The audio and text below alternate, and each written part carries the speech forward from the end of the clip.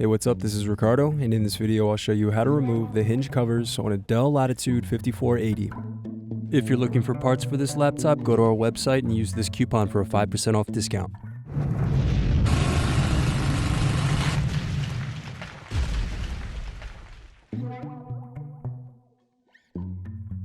Remove base cover screws.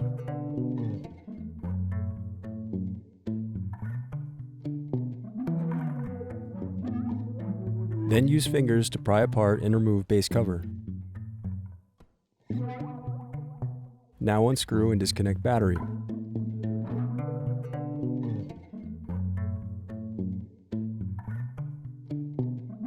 Then unscrew and remove hinge covers.